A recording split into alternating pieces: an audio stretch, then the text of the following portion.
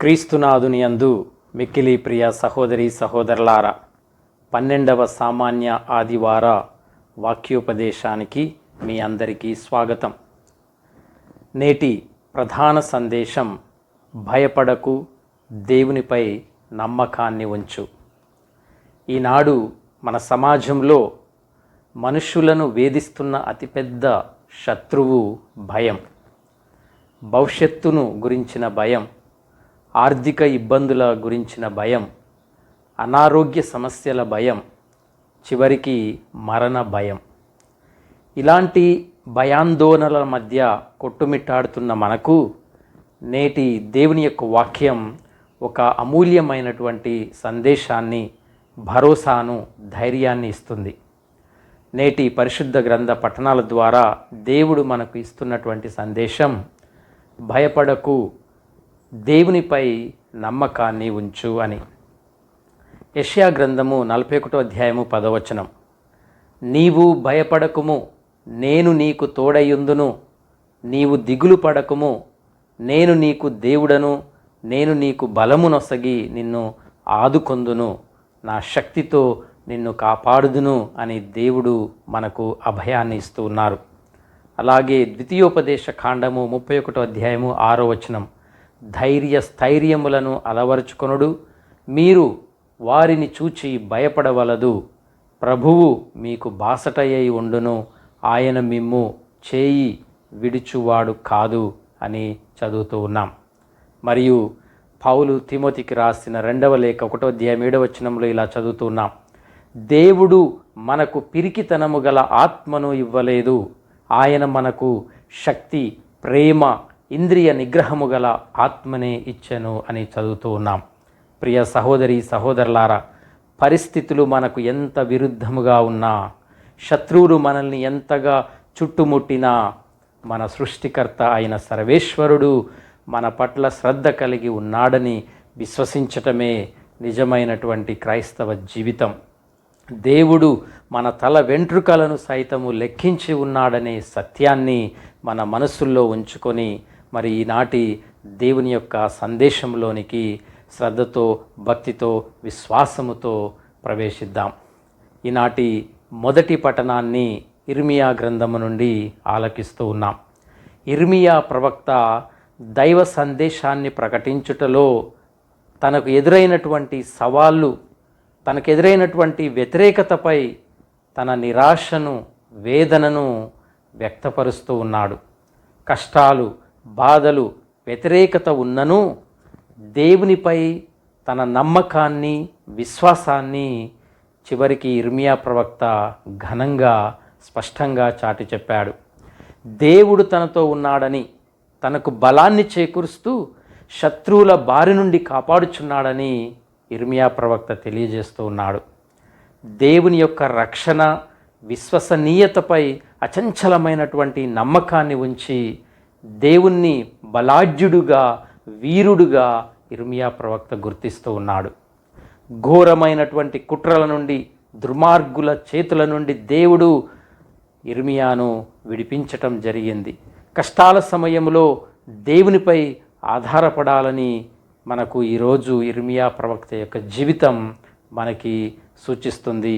ప్రియ సహోదరి సహోదరులారా, విపత్కర, ఇబ్బందికర పరిస్థితులలో జీవిస్తూ ఉన్నటువంటి మనం లోక శక్తులపై కాక దేవునిపై మన విశ్వాసాన్ని ఉంచాలి, దేవునిపై మన నమ్మకాన్ని ఉంచాలి.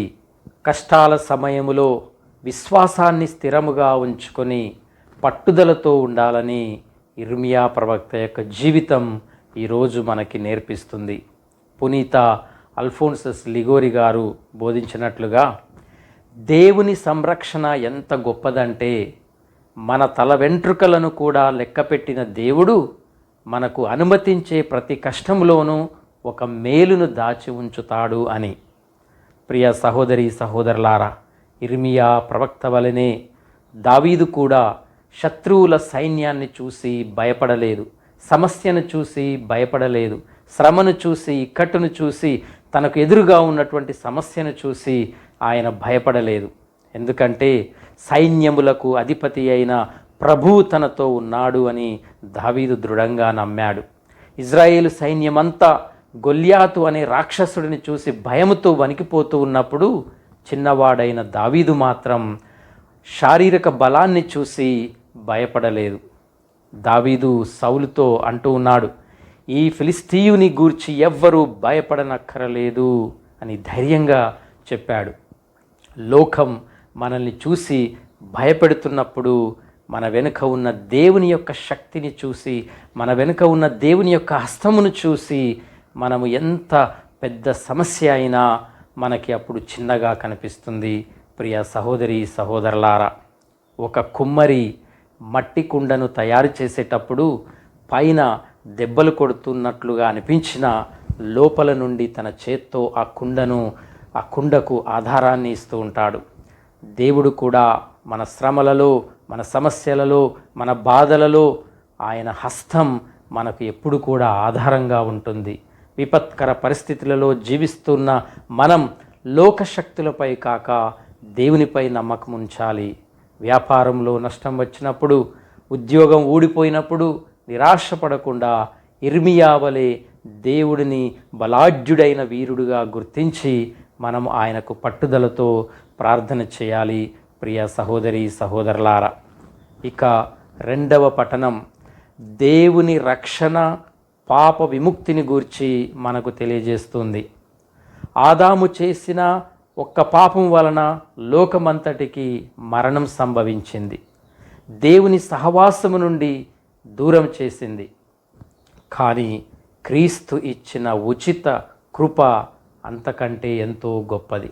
కనుక మన పాపాలు, బలహీనతల కంటే దేవుని యొక్క క్షమాపణ, దేవుని యొక్క అనుగ్రహము, దేవుని యొక్క కృప ఎంతో శక్తివంతమైనదని మనము గ్రహించాలి.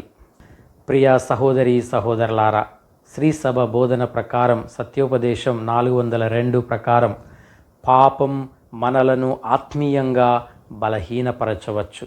కానీ క్రీస్తు శిలువ త్యాగం, ఆయన మరణం మనకు లొంగిపోని ధైర్యాన్ని, నూతన జీవాన్ని ఇచ్చింది. కాబట్టి మనం మన బలహీనతలను చూసి నిరాశపడకుండా క్రీస్తు ఇచ్చిన ధైర్యముతో పాపంపై మనం విజయాన్ని సాధించాలి. మనం పాపంలో పడిపోయినప్పుడు కూడా దేవుడు మనలను వదిలివేయరుడు. ఆయన క్రీస్తు అను గొప్ప అనుగ్రహము ద్వారా మనకు రక్షణను ప్రసాదించారు. కనుక దేవుని నిరంతర ప్రేమ, అనంతమైనటువంటి ప్రేమ, నమ్మకత్వముపై మనము పూర్తిగా సంపూర్ణముగా నమ్మకాన్ని ఉంచాలి. క్రీస్తు తన తండ్రికి చూపిన సంపూర్ణ విధేయత మరియు శిలువ త్యాగబలి ద్వారా మనలో ఉన్నటువంటి భయాలన్నింటినీ, మనలో ఉన్నటువంటి ఆందోళనలన్నింటినీ కూడా ఆయన తొలగించాడు. మన శిక్షను ఆయనే భరించి మనకు నిజమైనటువంటి శాంతిని ప్రసాదించాడు. తిరిగి మనలను దేవునితో సమాధానపరిచాడు. ప్రియ సహోదరి సహోదరులారా, ఒక చీకటి గదిలోకి ఒక చిన్న దీపాన్ని వెలిగిస్తే శతాబ్దాల నాటి చీకటి కూడా ఒక్క క్షణములోనే మాయమైపోతుంది. ఆదాము తెచ్చినటువంటి చీకటి ఎంత పెద్దదైనా క్రీస్తు అనే వెలుగు, క్రీస్తు అనే కృప దానిని పూర్తిగా తుడిచిపెట్టింది. మన అనుదిన జీవితంలో పదే పదే పాపములో పడిపోతున్నప్పుడు నేను దేవునికి పనికిరాను అని నిరాశ మనము చెందకూడదు. క్రీస్తు అమూల్యమైన పరిశుద్ధమైన రక్తము మరియు పాప సంకీర్తనను దివ్య సంస్కారము ద్వారా లభించే ఆ దేవుని అపారమైనటువంటి కృపను మనం ఆశ్రయించాలి. మన బలహీనతల పట్ల నిరాశ చెందక శిలువపై క్రీస్తు చూపిన అపారమైనటువంటి కృపను మనం ఆశ్రయించాలి. ఆదాము వల్ల వచ్చిన మరణాన్ని క్రీస్తు తన విధేయత ద్వారా జీవముగా మార్చి ఉన్నాడు.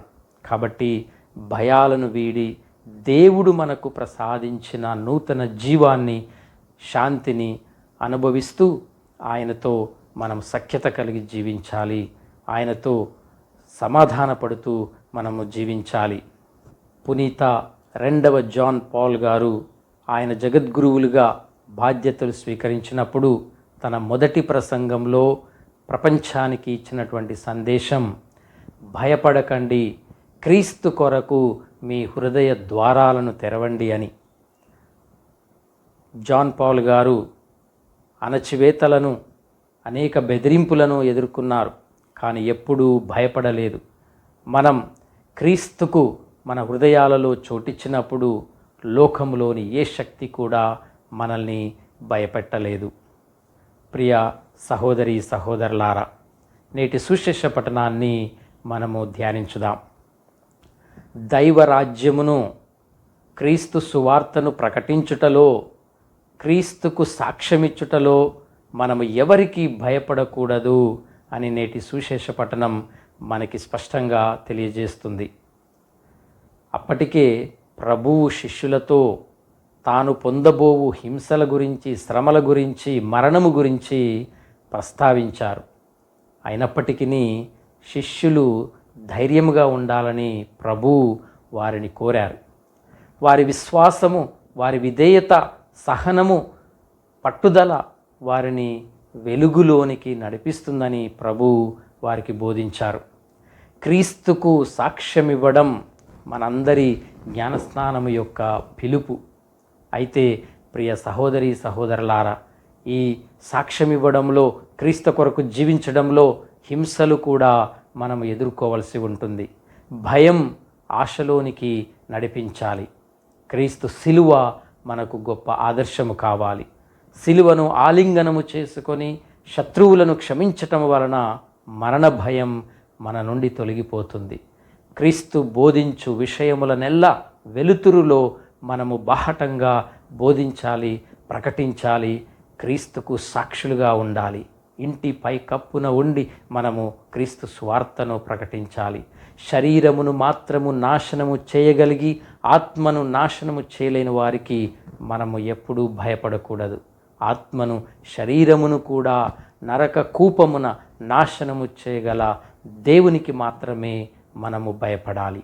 ఎందుకంటే శారీరక జీవితం అశాశ్వతమైనది, క్రీస్తునందు శాశ్వత జీవితము ఉన్నదనే మన దృఢ విశ్వాసం. పునీత అగస్తీను గారు తన ప్రసంగంలో ఇలా అన్నారు: ఆత్మను చంపలేని వారికి భయపడకండి. శత్రువు నీ శరీరాన్ని మాత్రమే నాశనం చేయగలడు, అది ఎలాగైనా ఒకరోజు మరణించేదే. కానీ నీ ఆత్మను కాపాడుకునే బాధ్యత నీదే. దేవునిపై నమ్మకముంచినప్పుడు మరణము కూడా ఒక ద్వారము లాంటిదే అని అన్నారు. ప్రియ సహోదరి సహోదరులారా, దానియేలు గ్రంథంలోని 3 యువకుల ఉదాహరణ మనందరికీ గొప్ప ఆదర్శం.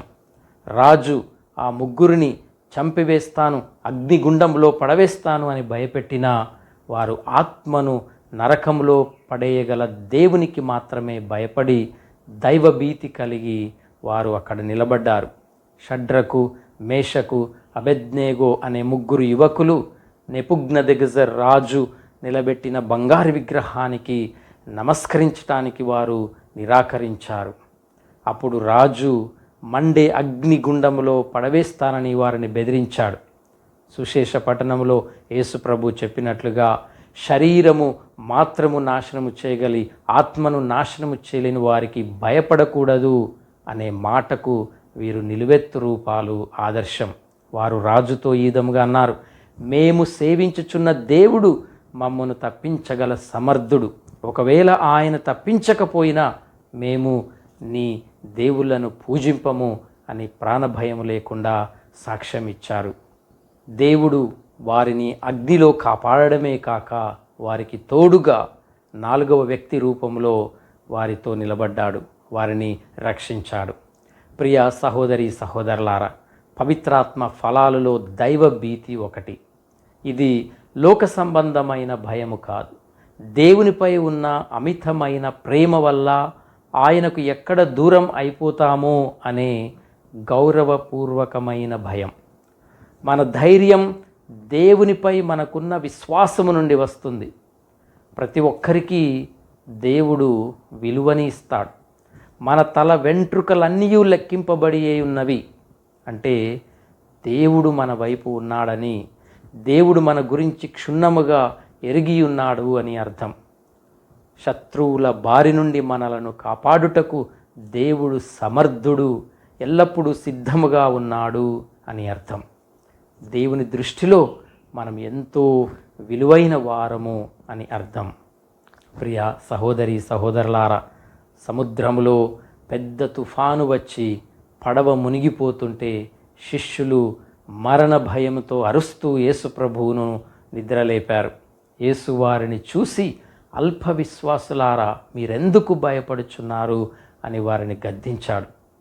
మన జీవితము అనే ఈ నావలో యేసు ప్రభువు ఉన్నప్పుడు చుట్టూ ఉన్న సమస్యలను అనే తుఫానులను చూసి మనము భయపడకూడదు.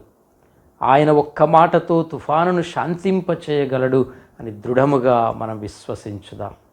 భయములో, ఆందోళనలో, వేదనలో, శ్రమలలో మన విశ్వాసాన్ని, నమ్మకాన్ని క్రీస్తు ప్రభువుపై ఉంచుదాం. మనకు భయము కలిగినప్పుడు లోకపు మార్గాల వైపు కాకుండా వాక్యము అనే క్రీస్తు వైపు తిరిగి మనము ధైర్యాన్ని తెచ్చుకుందాం. లోకములో సమస్యలనే తుఫానులు మనల్ని చుట్టుముట్టినప్పుడు దేవుని రెక్కల నీడలో మనకు సంపూర్ణ రక్షణ ఉంటుందని నమ్ముదాం. అలా నమ్మడమే క్రైస్తవ ధైర్యము, క్రైస్తవ జీవితము. ప్రియ సహోదరి సహోదరులారా, క్రీస్తు ప్రభు యొక్క రక్షణను మనము పొందాలి అంటే మనము చేయవలసింది ఆయనను సంపూర్ణముగా విశ్వసించటం, ఆయనకు ప్రార్థన చేయటం, ఆ దేవుని యొక్క చిత్తాన్ని నెరవేర్చటం. యేసుక్రీస్తును విశ్వసించటం అంటే ఆయన పక్షమున ఉండటమే. ప్రార్థనలో మనందరం కూడా ధైర్యాన్ని పొందుతాం. నిజమైనటువంటి క్రైస్తవులుగా ఉండటం అంటే మనలను మనము క్రీస్తుకు సంపూర్ణముగా సమర్పించుకోవటమే. విపత్కాలములో కూడా ధైర్యముగా క్రీస్తుకు సాక్షులుగా మారాలి.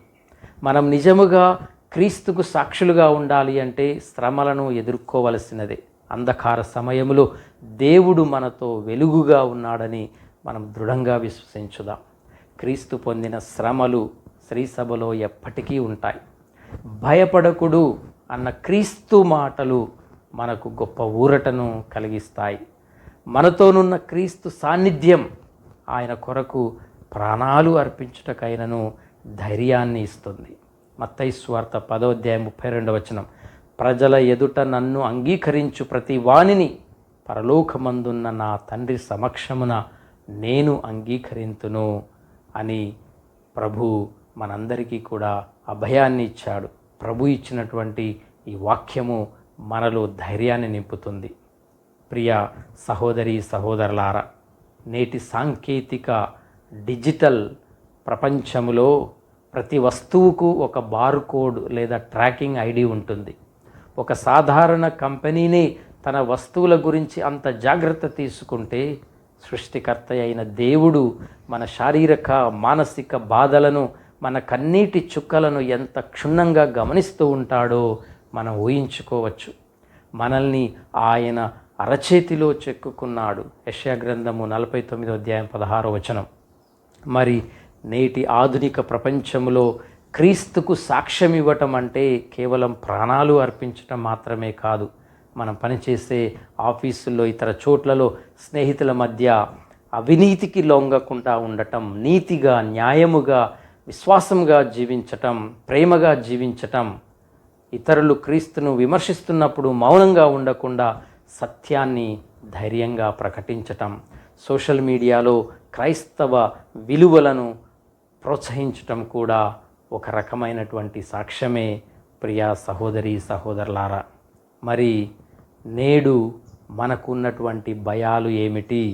నా భయాలు ఏమిటి? నేను లోకంలో మనుషుల మాటలకు, ఆర్థిక ఇబ్బందులకు భయపడుతున్నానా? లేక దేవుని దృష్టిలో పాపిగా మిగిలిపోతాననే భయం నాకు ఉందా? నా విశ్వాసం ఎటువంటిది? ఇర్మియా ప్రవక్తలాగా కష్టాలు వచ్చినప్పుడు దేవునిపై మరింతగా నేను ఆధారపడుతున్నానా? లేక నా శ్రమలలో, నా బాధలలో, నా విపత్కర సంఘటనలలో, పరిస్థితులలో దేవుణ్ణి నిందిస్తున్నానా? నేను నా అనుదిన జీవితంలో క్రీస్తును రక్షకుడిగా, మెస్సయాగా అంగీకరిస్తున్నానా? నా అనుదిన జీవితంలో నా ప్రవర్తన ద్వారా 10 మంది ముందు నేను క్రీస్తుకు సాక్ష్యమిస్తూ ఉన్నానా? లేదా సిగ్గుపడుతూ వెనకడుగు వేస్తున్నానా? ప్రియ సహోదరి సహోదరులారా, ఆత్మ పరిశీలన చేసుకుందాం. డిజిటల్ ప్రపంచంలో ఒక సాధారణ వస్తువుకే అంత విలువ ఉన్నప్పుడు, దేవుని రూపంలో సృష్టింపబడి క్రీస్తు అమూల్యమైన రక్తము ద్వారా కొనబడిన, రక్షింపబడిన, కాపాడబడినటువంటి మనము దేవుని దృష్టిలో ఎంత విలువైన వారమో మనము ఆలోచన చేయాలి. యేసుక్రీస్తు మనకు చూపిస్తున్న మార్గం భయాన్ని వీడి విశ్వాసముతో అడుగులు వేయటం. ఆధునిక లోకములో క్రీస్తుకు సాక్ష్యంగా జీవించటం అంటే కేవలం ప్రాణాలు అర్పించటం అని కాదు, అవినీతికి ఎదురు నిలబడటం, సోషల్ మీడియాలో, మన పనిచేయు స్థలాల్లో క్రైస్తవ సువార్త విలువలను ధైర్యంగా చాటటం, కష్ట సమయాల్లో కూడా దేవుని నిందించకుండా ఇర్మియా ప్రవక్తల దేవునిపైనే ఆధారపడి జీవించటం, ప్రజల ఎదుట నన్ను అంగీకరించు ప్రతి వానిని పరలోకమందున్న నా తండ్రి సమక్షమున నేను అంగీకరింతును అని ప్రభు పలికిన వాగ్దానాన్ని మరొకసారి గుర్తు చేసుకుందాం. ప్రియ సహోదరి సహోదరులారా, మీకు ఎప్పుడు భయం వేసినా, నిరాశ కలిగినా, యేసుక్రీస్తు నా తోడు ఉన్నాడు, నేను భయపడను అని మనసులో అనుకోండి. ఉదయం నిద్ర లేవగానే, ప్రభువా ఈరోజు నా భవిష్యత్తును నీ చేతుల్లో పెడుతున్నాను అని దేవునికి మిమ్ములను మీరు అర్పించుకొనండి, అప్పగించుకొనండి. ప్రార్థన చేసుకుందాం. పరలోకమందున్న మా ప్రియ తండ్రి, నేటి వాక్యము ద్వారా మాకు ఇచ్చిన ధైర్యాన్ని బట్టి మీకు వేలాది కృతజ్ఞతా స్తోత్రములు, వందనాలు. మోషేకు మీరు తోడు ఉన్నట్లుగా, ఇర్మియాను శ్రమల నుండి కాపాడినట్లుగా, శిష్యులను తుఫానులో అభయమిచ్చినట్లుగా మాకు కూడా మా శ్రమలలో, వేదనలలో, మా సమస్యలలో, ఆందోళనలో తోడై ఉండండి.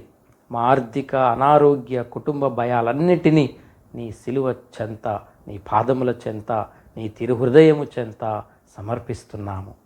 భయపడకుడి అన్న నీ మాటలను మా హృదయాలలో ముద్రించుకొని ఈ లోకములో నీకు నిజమైన సాక్షులుగా జీవించే కృపను, ధైర్యమును, పరిశుద్ధాత్మ వరములను మాకు ప్రసాదించండి. మా ప్రభు అయిన క్రీస్తు ద్వారా ఈ మనవి చేయుచున్నాము. దేవుడు మిమ్మల్ని అందరినీ దీవించునుగాక. ఆమేన్.